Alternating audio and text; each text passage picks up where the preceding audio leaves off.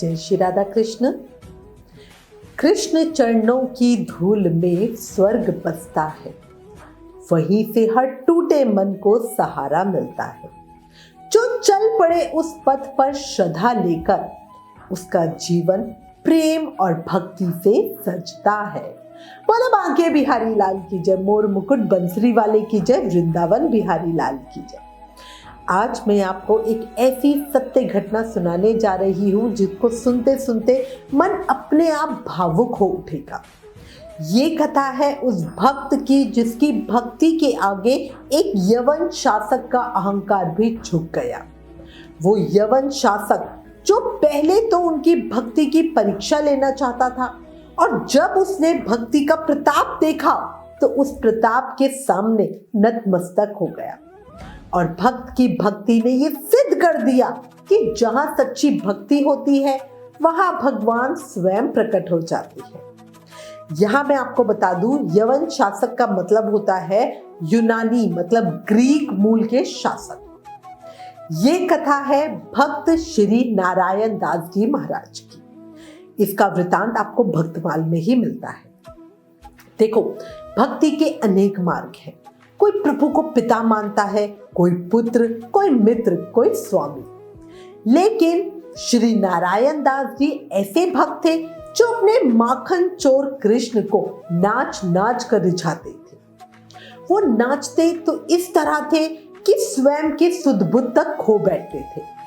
लोग कहते थे बड़े बड़े नर्तक उनके सामने फीके पड़ जाए, क्योंकि ये नृत्य किसी सभा के लिए नहीं, किसी पुरस्कार के लिए नहीं, बल्कि केवल अपने श्याम सुंदर के लिए होता था।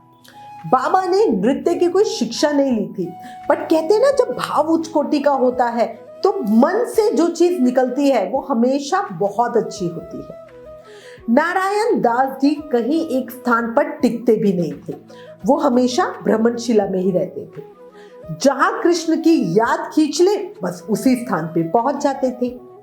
एक बार माघ पूर्णिमा के अवसर पर उनके मन में इच्छा जागी कि प्रयागराज के संगम पर जाकर संत महापुरुषों के दर्शन करने चाहिए। मन में भाव था, शायद किसी संत की कृपा से मुझे भी मेरे मुरली वाले के साक्षात दर्शन हो जाए।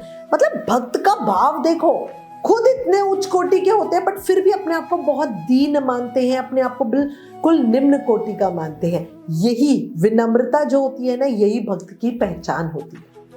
बस अब बाबा के अंदर जब ये भावना आई ना, तो इसी भावना के साथ वो प्रयागराज पहुंचे और फिर संतों के संग इलाहाबाद से 6 कोस दूर हडिया सराय नाम के एक गांव में आ गए। वहां सत्संग होता, परिचर्चा होती, और उसी बीच नारायण दास जी कभी कभी कृष्ण प्रेम में इतने मग्न हो जाते कि भजन गाते गाते नाचने लगते। उनकी आंखें बंद होती थी, चेहरे पर अद्भुत तेज होता था और पूरा शरीर मानो भक्ति में थिरक उठता। हडिया सराय गांव में तो कभी कभी अपने बांके बिहारी के प्रेम में वो इतना ही अधिक मग्न हो जाते थे कि उनका गुणगान करते करते, उनकी स्तुति गाते गाते संतों के बीच ही बेसुध होकर नाचने लगते थे। हडिया सराय के लोग ये दृश्य देखकर मंत्रमुग्ध रह जाते थे। सब कहने लगे कि आज तक ऐसा नृत्य हमने कभी नहीं देखा, ऐसा भाव हमने कभी नहीं देखा, ऐसा भक्त हमारे गांव में आया है, हम लोग तो धन्य हो गए, हमारा गांव धन्य हो गया।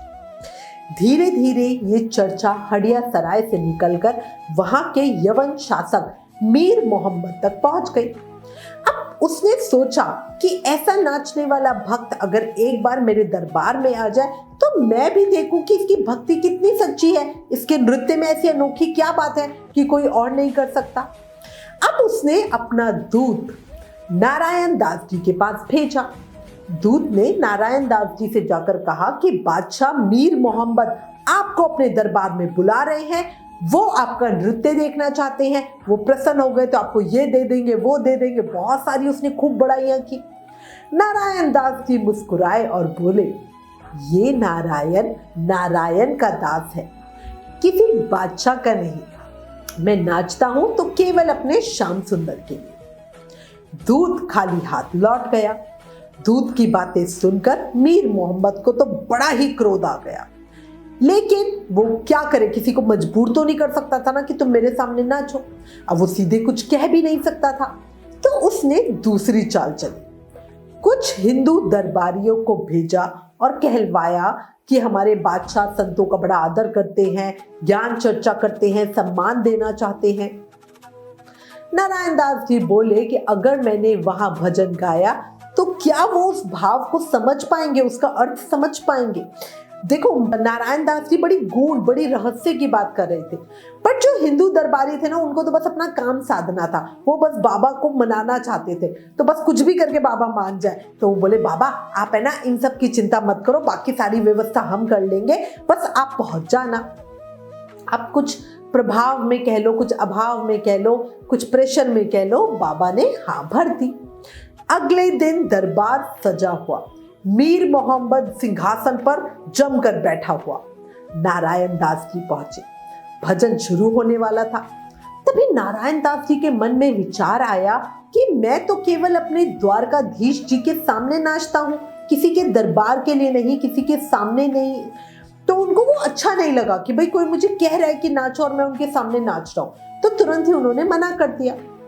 अब जैसे उन्होंने मना किया तो बादशाह तो एकदम क्रोधित होकर खड़ा हो गया और बोला, अगर तुमने नृत्य नहीं किया तो तुम्हारे साथ आए हुए सभी लोगों को मैं मरवा दूंगा। अब भक्त के सामने कठिन परीक्षा थी। अपने कारण दूसरों की जान जाए, ये उन्हें स्वीकार नहीं था। उन्होंने आंखें बंद की और प्रभु से प्रार्थना की, हे नाथ, अब आप ही रक्षा कीजिए, कोई उपाय दिखाएं, कोई उपाय दिखाएं। जब कोई सच्चे हृदय से परमात्मा को पुकारता है तो वो पुकार परमात्मा तक सीधा पहुंचती है। और परमात्मा की कृपा से बाबा को एकदम बड़ा अच्छा सा आइडिया भी आ गया। नारायण दास जी ने आंखें खोली और अपने गले में पहनी हुई तुलसी माला को उतारा और तुलसी माला को हाथ में लेकर मीर मोहम्मद से कहने लगे कि जब कोई तुम्हारी सभा में उपस्थित होता है तो क्या तुम उसे बैठने की अनुमति नहीं देते, बैठने के लिए जगह भी नहीं देते हो। अब बाबा की बात कुछ तानों की तरह थी, तो मीर मोहम्मद ने बात को संभालते हुए मुस्कुराते हुए कहा कि जब कोई संत महापुरुष मेरी सभा में पधारता है और मैं तो उनका इतना ज्यादा सम्मान करता हूं कि उनके लिए तो मैं अपना राज सिंहासन तक खाली कर देता हूं। आप चाहो तो आइए और मेरे राज सिंहासन पर बैठिए। जब मीर मोहम्मद ने ऐसा कहा तो नारायण दास जी बोले कि मैं तुम्हारे सिंहासन पर बैठने के लिए ऊपर आ रहा हूं। और ऐसा कहकर श्री नारायण दास जी सीढ़ियां चढ़ने लगे। वो जैसे ही सिंहासन के पास पहुंचे, मीर मोहम्मद ने सिंहासन खाली कर दिया।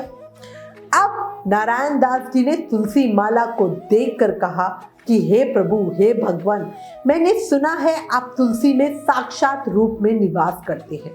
मैं तुलसी माला को मीर मोहम्मद के सिंहासन पर पधरा रहा हूँ।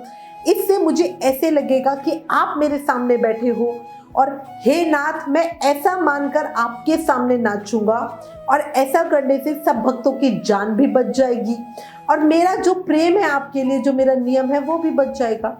अब जो मीर मोहम्मद था वो तो सीढ़ियों पे बैठ गया और नारायण दास जी ने तुलसी की माला को बादशाह के सिंहासन पर पधरा दिया और सीढ़ियों से उतर आए और बिहारी जी का ध्यान करते हुए नेत्र बंद करके प्रभु का भजन गाया और गाते गाते जैसे जैसे भाव प्रकट हुआ, नाचना शुरू कर दिया। उन्होंने इतना शानदार नृत्य किया कि उसको देखकर सारी सभा हर तरफ से वाह वाह करने लगी। मीर मोहम्मद सोचने लगा कि मैंने भक्त को हरा दिया। ये भक्त जो भगवान के अलावा कभी किसी के सामने नहीं नाचता था, आज इसने मेरे सामने नाचना कबूल कर लिया। और इसी तरह से उसको लग रहा था कि भाई मैं तो जीत गया, मेरी बातों को कोई टाल ही नहीं सकता। पर दूसरी तरफ भक्त के मन में एक ही विचार था कि हे नाथ, मैंने ये नृत्य आपके लिए किया है, सिर्फ आपके लिए। और जैसे ही झूमते झूमते भक्त नारायण दास जी सिंहासन के पास पहुंचे तो उन्होंने देखा कि भगवान तुलसी माला से निकलकर साक्षात प्रकट हो गए हैं। उन्हें देखकर श्री नारायण दास जी के नैनों से पानी झड़ने लगा और उन्होंने सिंहासन के सामने सर झुका दिया। प्रभु ने अपना पावन हाथ भक्त के सर पर रखा। नारायण दास जी रोते हुए बोले, हे नाथ, आज मेरा नृत्य सफल हो गया। आपने सिद्ध कर दिया कि आप सचमुच तुलसी में विराजते हैं। फिर नारायण दास जी ने अंतिम प्रार्थना करते हुए कहा, हे प्रभु, यदि मुझ पर प्रसन्न हो तो मुझे अपने चरणों में स्थान दीजिए। कहते हैं उसी क्षण नारायण दास जी के प्राण श्री कृष्ण में समा गए। सभा में बैठे सभी लोग कृष्ण को तो नहीं देख पा रहे थे, लेकिन उन्होंने साक्षात देखा कि एक दिव्य ज्योति भक्त के शरीर से निकलकर तुलसी माला में समा गई और वहां एक दूसरा बहुत सुंदर दिव्य पुष्पमाला प्रकट हो गई। ये दृश्य देखकर मीर मोहम्मद कांप उठा। वो दौड़कर क्षमा मांगने आया, लेकिन भक्तराज तो अपने प्रिय कन्हैया में लीन हो चुके थे। मीर मोहम्मद बोला, आज मैंने संत की भक्ति का प्रताप देख लिया, मेरा जीवन सफल हो गया। उसने आदेश दिया कि हंडिया सराय में नारायण दास जी की समाधि बनाई जाए और पास ही कृष्ण मंदिर स्थापित किया जाए। तो भक्तों, भगवान श्री कृष्ण स्वयं कहते हैं, जो तुलसी की पूजा करता है वो मेरी ही पूजा करता है। जो तुलसी को अपने गले में धारण करता है वो ये समझे कि उसने मुझे ही अपने गले में धारण कर रखा है। तो अपने भक्त की प्रार्थना सुनकर भगवान श्री कृष्ण तुलसी माला से एक चमत्कारिक रूप में प्रकट हो गए। ऐसे भक्त वत्सल भगवान के पावन श्री चरणों में हम सबका बारंबार प्रणाम है, प्रणाम है, प्रणाम है। आप सब भी उन्हें प्रणाम करें। जय श्री राधा कृष्ण। इस कथा से हमें यही शिक्षा मिलती है कि जहां सच्ची भक्ति होती है वहां भगवान दूरी नहीं रखते। और सच ही कहा गया है, भक्त की लाज रखने को, भक्त की लाज रखने को भगवान स्वयं चले आते हैं।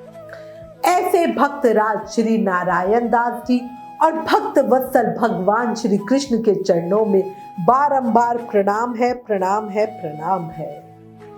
बड़ा भक्त और भगवान की जय। मोर मुकुट बंसरी वाले की जय। वृंदावन बिहारी लाल की जय।